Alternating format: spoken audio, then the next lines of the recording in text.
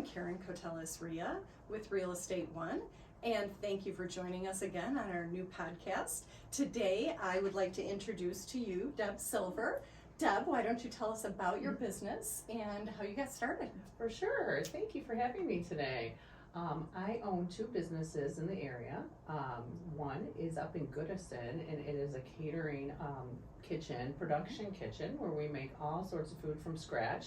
You can also order meals to go, and we also have wine and culinary workshops. Yes. My second location is in downtown Rochester, and it's called Side Dish. And you can also pick up the food that we make at our production kitchen for the people who live a little south of town.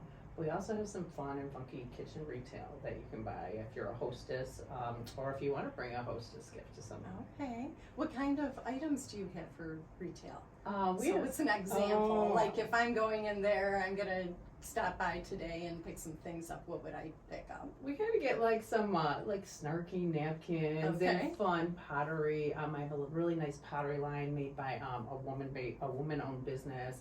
Like espresso mugs, Oh, cute. some candlesticks, fun food-themed puzzles, and then nice dark chocolates and some beef jerky. A little bit of everything. It sounds like it. You are very diversified. I like that.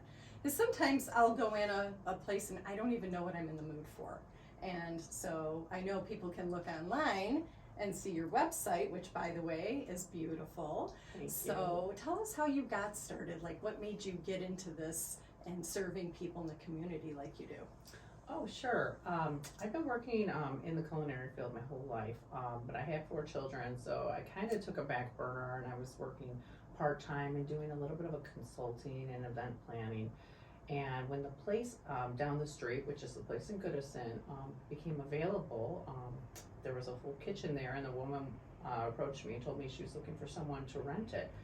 It was during COVID, and I kind of just thought, Shark Tank, do you take the risk or do you don't? Yeah. And I thought, I've always wanted to have my own business again, and so I jumped and I took the chance, and here I am great. 2 years later. Yeah, it's gone by fast, I'm sure. Well, and it's amazing how many people were kind of like scaling back during COVID, but then we hear about so many businesses that launched during COVID, and yours is quite the success. I know you've become very popular. You've got these 2 locations. Do you work out of one more than the other, or are they kind of even? I end up working in the production kitchen more than the other. I would love to work downtown more. I try to go maybe a half day on Fridays, but really I'm more comfortable in the kitchen creating. Yeah. That's more me. Yeah. But it is fun to kind of dress up and go downtown and work and chat with all the people coming in. Yeah. So your location in Goodison, that's right on Orion Road in Goodison. What's the address there? It's 4505 Collins, so it's Okay. right on the corner of got that it. little strip mall at Yeah. Collins and Yeah, and I pass by there all the time, and that is just a thriving area, and it's so pretty. And then you also have this location in downtown Rochester, which is awesome, and everybody, especially at this time of the year, is heading to downtown Rochester with the bright lights. So tell me, when you started this business, you were, in the culinary catering, and then you switched it up a little bit. You've got 4 kids. That's a lot to do. I can relate, but mine are now all grown. And so it's great that you had such a good business sense to kind of shift things into what you're doing now. It's kind of an Irish name. Does that mean you only do Irish cuisine? Is there such thing as Irish cuisine? I'm sure there is, but there is. you do a lot of things. Yes. We do everything. Using the Irish name is just kind of paying a little, homage to my roots. But we do on St. Patrick's Day, we do hot corned beef sandwiches for pickup, and when I can throw a little Irish stuff in there, I will. But we are all different types of cuisine. Yeah, that's great.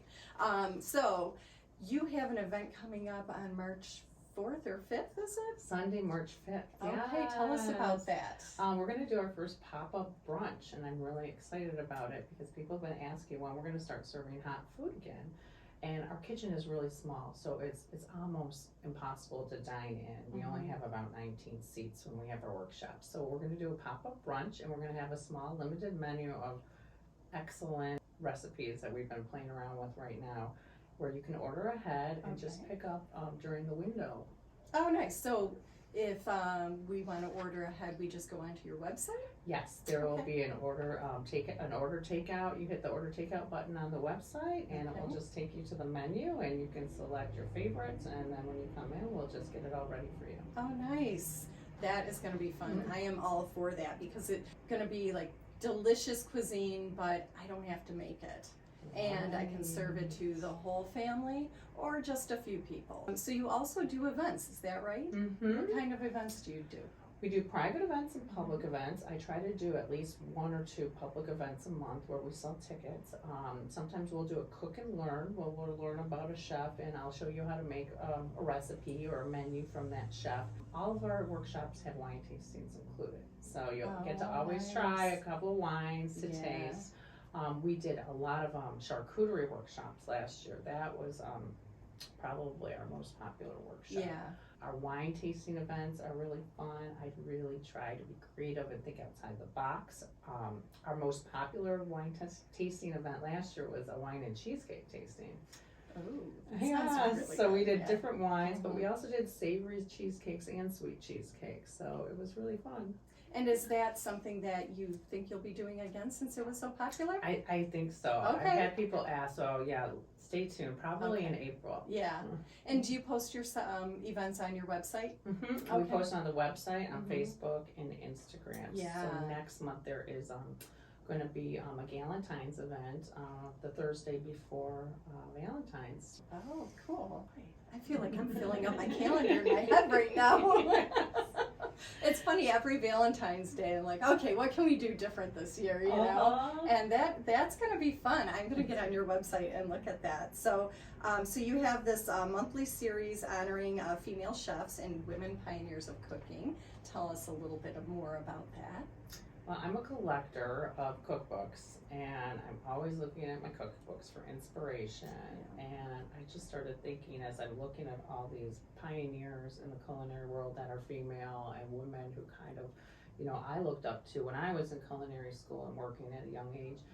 And I thought, a lot of people don't know who these women are. So why not share, some recipes, a little background story, and make it like a year of female chefs. So every month we're just going to highlight a different one. I'm going to pick about, 3 recipes from some of their cookbooks, and we're going to have them as our take and bake meals. Oh, that's nice. And I mean, 3 recipes, that's a lot, but then that's not that much at all. It's kind of like a good middle of the road. So yeah. That'll be nice. I know you have lots of meals you love to make, so I'm not even going to ask you for your favorite. What's the largest kind of event that you've ever done? We did a 900-person picnic last year, which was definitely the largest. When I started getting into the catering after COVID, when we started being able to celebrate again, it started very small parties, like, 5 people, 10 people, 12 people.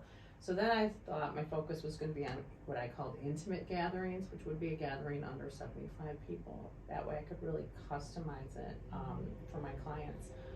But then I started getting asked to do bigger things, and I realized I could do that. I partnered with some area businesses when I need to bring in, some heavy lifting and some other things.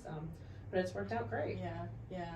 And I want to also commend you on your social media. It's really good. I've noticed that in the last, while, and that's one of the reasons we saw you and wanted to invite you is we know that you're growing, you're huge, you're very popular, you get raving reviews. A lot of my friends have said nothing but fantastic things about you, so we're really glad you could be here today. And we just wanted to spread the word on your business and let the whole community know that you're doing a great thing for the community and for our bellies. So thank you. I appreciate all that. Thank you so much. So Deb Silver, thanks again for joining us.